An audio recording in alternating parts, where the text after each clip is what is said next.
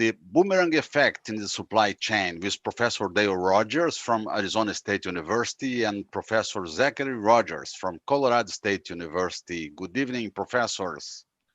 Good evening. It's a pleasure to have you here again. Axios newspaper said that the confusion at the ports can get worse and people are starting to spend money again. Is it a boomerang supply chain coming again? Yes, you know, it's been really interesting what's happened in the last year. We talked about it a little bit, I think, before Cavagna, but you had this supply shock where basically nothing was coming from Asia. You know, the route through the United States mostly starts with the Port of LA and Long Beach from Asia. So we do make a few things here in the US, but most of it comes from Asia. And so we had this big shock in March on the supply side. And then really since then, we've been dealing with the demand side shock. And then now things are, you know, pretty much wide open and really rolling. And you can't get so much stuff through the ports. It's just not capacity to do so. I think Zach can talk about, you know, some of what's happening with containers and all the crazy stuff that's going on. But we had this downturn, and then all of a sudden pin up demand, and we're off to the races. And they can't handle all of the demand at the Southern California ports. Now, some of it's being diverted to other ports. And the Suez Canal thing doesn't help either, where the route the other way, which would be the very long way, is blocked off. So it's been a really interesting time where things are you know, supply chain managers love stuff to be stable and even, and it's been the exact opposite of that. So that's right. So I mean, essentially, it has improved slightly. So things have slowed down a little bit. But if you look at where we were in January, container prices were up about 300%, you know, year over year. And so shipping costs were out of control. Plus, if you look at like on-time scheduled delivery, so percentages of sales that are on schedule, it went from about 65% last summer to about 35% in February. So essentially what we're asking companies to do is, will you pay for shipping of essentially double the price, maybe 75% higher price, for half of the service level? So higher price, lower service level. And it's interesting, you know, because you don't see a lot of ships being built. You know, not a lot of big carrier ships are being built. And it's partially because the carriers are worried this is a bubble. So is this just like was mentioned a minute ago? Are we just kind of catching up from before? We had the double shock. Is it going to slow back down? It might, and if so, and there's a chance that it will slow down. If so, it doesn't necessarily make sense to build up a big capital expenditure with new fleets. We saw the same thing happen for trucks in the U.S. this summer. You know, last spring, last summer. Even though demand for trucks was way up, it wasn't until late fall, mid fall, that we started building up a lot of truck fleets again, because they were worried about a bubble. And so the slowdown has done a couple things. I think this gets back to your boomerang effect. Because we're so slow coming into the US, right now ships are waiting 6-7 days just outside the port to even get in. And so because of that, containers are slow getting in. And the demand, really, where the money is, if you're a carrier, is, you know, loads of electronics and expensive high margin items coming back from Asia to the US, if you're on that Pacific run. And so we're trying to turn containers around as fast as we can to get back to Asia. And actually what that's doing is it's hurting some exporters in the US. You know, we do make some things here, like was mentioned a minute ago. One of our big exports would be agricultural products. Well, agriculture exporters are actually hurting right now because ag is a pretty low margin item to get back on the container. And some carriers are doing the calculus that it doesn't make sense for us to wait for us to fill this up with soybeans or frozen meat or whatever. Let's just get the empty container back to Asia as quickly as possible, fill it up with something where we are making money, and get it back over here. And so because of that, you actually see a lot of farmers in the U.S. are suffering right now because they can't get containers going into Asia. And so you see some of the Chinese market moving towards Australia, Russia, places like that for agriculture exports. And so the slowness in the U.S.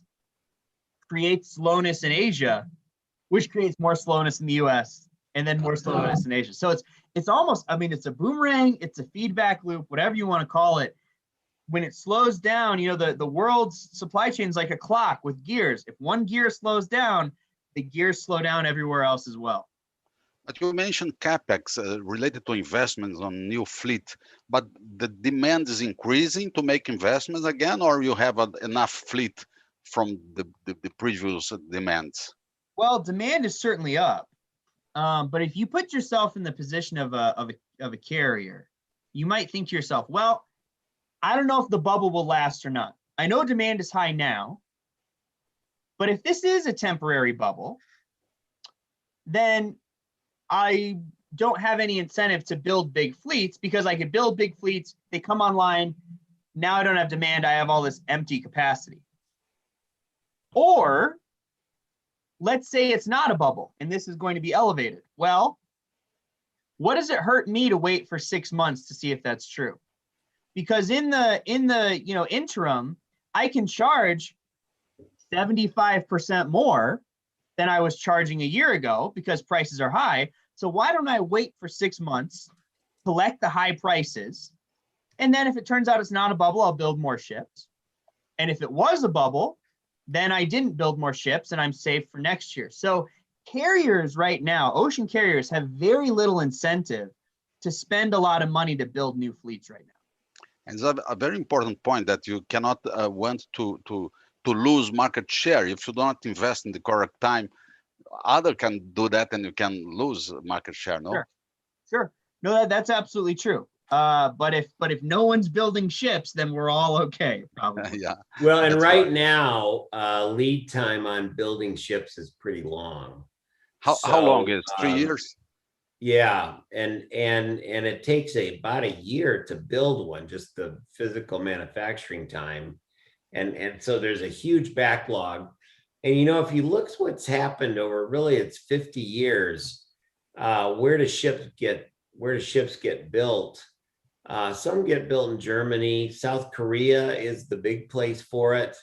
You know, pretty much most of the U.S. shipbuilding operations mostly gone. And so at least of any size for big container ships. So it's a fairly concentrated industry, partly because of the high capital costs. And we're not seeing really much new capacity come online at a time where global trade is just expanding really quickly. So there's several shipping companies that would like to get some new ships, but they really can't get them. It's kind of like building aircraft. It's the same thing. You know, Boeing had that major mishap. The Embraer down in Brazil, they're at max. It's really such a incredible time where the world thinks we're really on an upswing and that we're going to be in that for a while. So, but for these ships that you mentioned, there is a regulation, a law in the United States called Jones Act that protect the local manufacturing for ships, no? Well, but Jones Act is really more about the flag on the ship. And honestly, it's kind of a antiquated law that nobody hardly pays attention to. You know, there's really only one American flagged carrier left. That's kind of an exaggeration. That's right. But the pineapple guys, I call them, Matson, who, dock in Hawaii, they pick up pineapples, they bring them to LA or San Diego. And those guys are American flags because to move stuff from one U.S. port to another, they need to be U.S. flagged. But if you go back to when I was Zach's age, there was two really big carriers, Sealand and American President Lines. Those were American flag carriers. And those, one of them is part of Maersk. Sealand is part of Maersk, which is Danish, and APL has been part of Neptune Orient Lines, which is a Singapore company, for a long time. So mostly the American flag carriers don't exist anymore, and really primarily, you use those kind of ships for military shipments, although there's sort of ways to work around that so that some U.S. military stuff, doesn't even necessarily travel on U.S. flag carriers anymore. So it's kind of something it's a law that's left over, but it's kind of an antiquated law. Yeah. And the ports that United States operate, I mean, I know that Houston is much more for oil and gas equipment, and the other ports that export and import goods from outside the United States. Which one are them? Well, so the container ports, which would typically be like finished goods, the largest is LA, second is Long Beach, which makes up the biggest part. Second or third, I guess, would be New York, New Jersey, which is more in New Jersey than New York, but they still call it New York, New Jersey. I think it's 90% New Jersey and 10% New York. And then one of the southern ports, Charleston or Savannah, I can't remember which one. And then Oakland in California is the fourth, and that's primarily an outbound port. So like agriculture and other stuff that's going to go to Asia goes out of Oakland. So the ships will come from, say, Shanghai or Singapore or something, Hong Kong. They'll unload at LA. They'll go up the California coast to Oakland. They'll unload some more at Oakland, and then they'll pick up lumber or grain or meat or whatever, and fruit, California fruit, rice is a big thing, and then they'll take that back to Asia. But you can't move stuff from LA to Oakland that you picked up in LA and dropped off in Oakland if it's not an American flagged ship, which hardly any are. Yeah, and Zach, for all of these ports, they have 6 days. Let's see, ships waiting for a tract. Port of Los Angeles. That was for the Port of Los Angeles, 6 days. It'll be slower in some of the other places, and some of them are going to get slower. Houston, you mentioned it's a lot of oil. It's going to be slow on oil for a little bit. It's suddenly much harder to get tankers out of the Middle East this week than it was a week ago. So we're going to see a slowdown coming there. I know that Miami is very important for Brazil, of course, because the distance that we have. You know something about Miami? Miami is a efficient port for. We're getting plenty of soccer players coming through there. So yeah, no, I don't think it is. It's not. Miami is very important as a financial center, as a center interfacing with Latin America, but in terms of stuff coming in through the Port of Miami, it's much less important than the other ports we were talking about.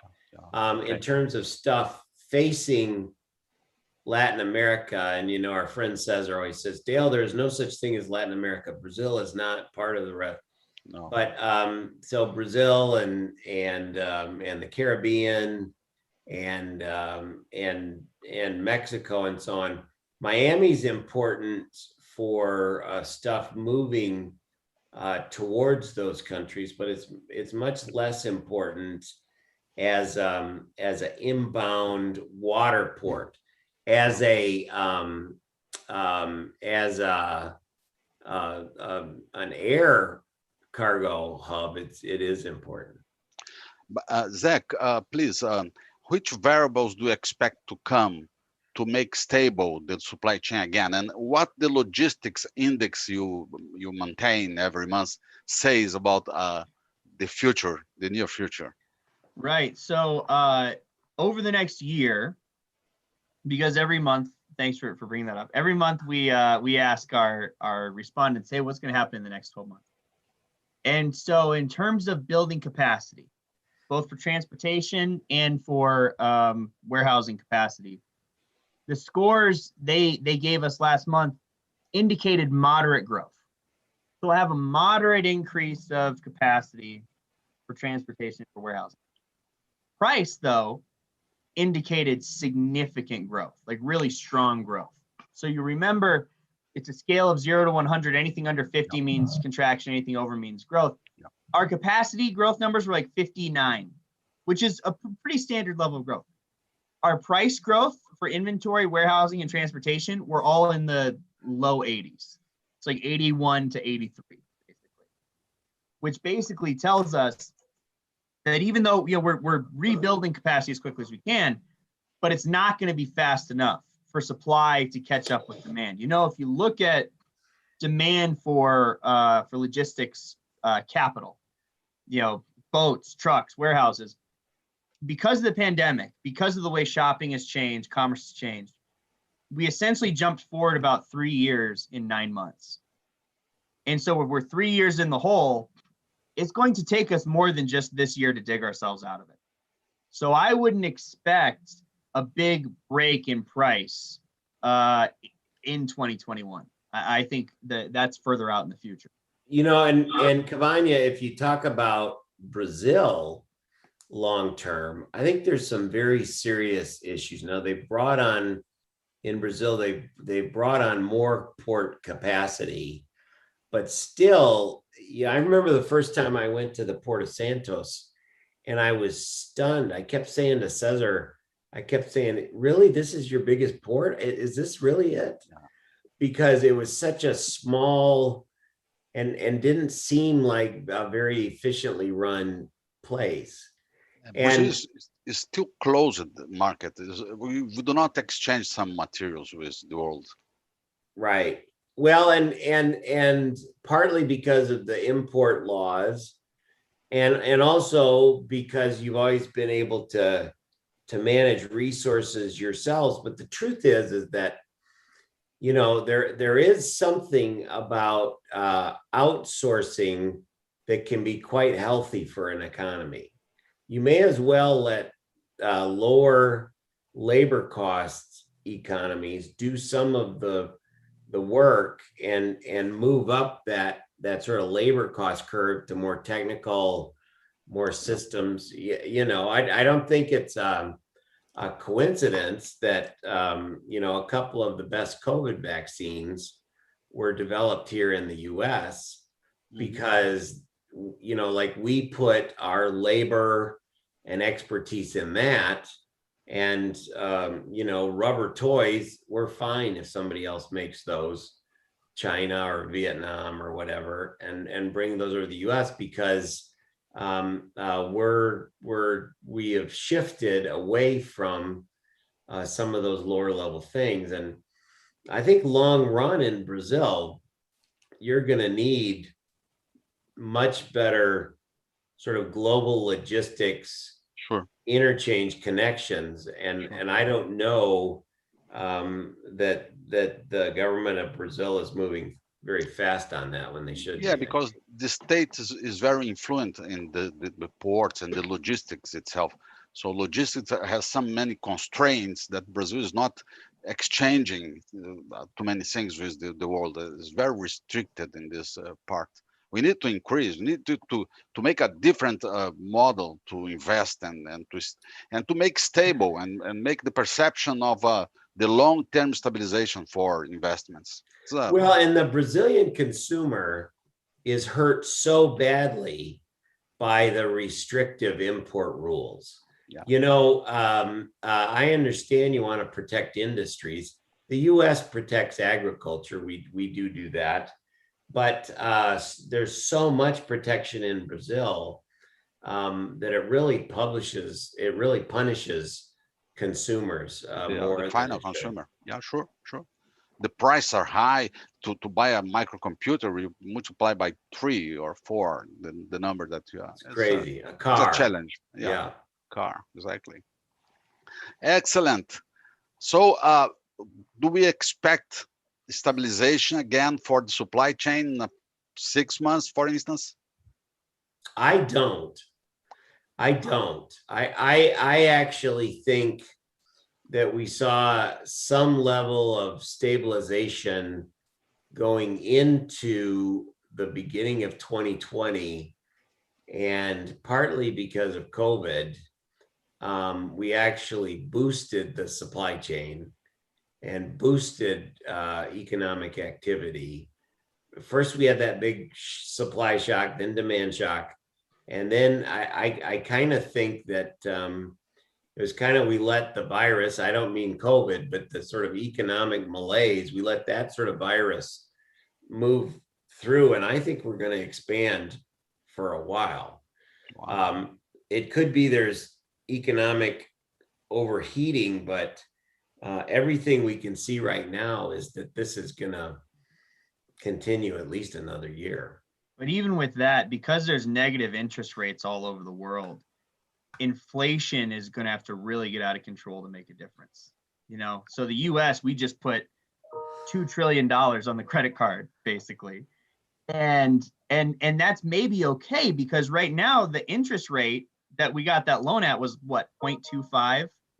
And so in 10 years or 20 years, when we're paying that off, okay, a 0.25 interest rate, but inflation was 5% or 10% or whatever it is, that's not very much, right? That's basically nothing. We got money by borrowing it from ourselves. So I would say that right now I would expect expansion going forward. And how can you print $2 trillion dollars?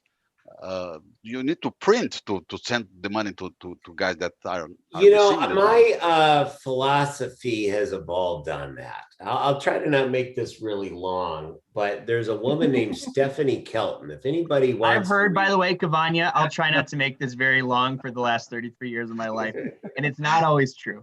Yeah, that's true. It's hard for me to be short. That's right. But Stephanie Kelton has developed this thing called modern monetary theory. And it's really the idea that governments can print money up to a certain point. And think about, I was very sort of anti-President Reagan back in the 80s because I thought he was taking us into too much debt. I was horrified by how much military spending he was doing and how much debt he was racking up. Yet we look back on his presidency as one of the great times in US history, because truthfully, he took us out of the malaise of the Carter years in the 70s, and spending all that money and racking up big deficits didn't really matter. And if you look at several of the presidents since, clearly the Republican ones, George W. Bush, Obama did it, Donald Trump put us into huge debt. And really, it's fine. It seems like it's fine. Now, is there an end to that at some point? Sure. But where is it? I would have thought we would have passed that a long time ago. So I've sort of evolved on this issue, and I don't know if it's as big of a deal as I used to think it was. Well, and if you use debt for growth, if you use debt for infrastructure, for health programs, all that stuff, the child tax credit, things like that, there's probably going to be a return on that. If you use debt to give a tax cut to the 1% and they put it in the Caymans somewhere, that's not as helpful. Yeah, I mean, the Trump tax cut probably 40% of it didn't even stay in the US because of course stocks are owned by people all over the world. But I think he's right. A little bit of debt, and I mean, to call 2 trillion, maybe that's not a little bit, but debt, it can pay for itself, I think, down the road. That's right. That's right. Thank you, professors, for this nice conversation about the boomerang effect in the supply chain. Thank you very much. It's always great to be with you, Cavagna.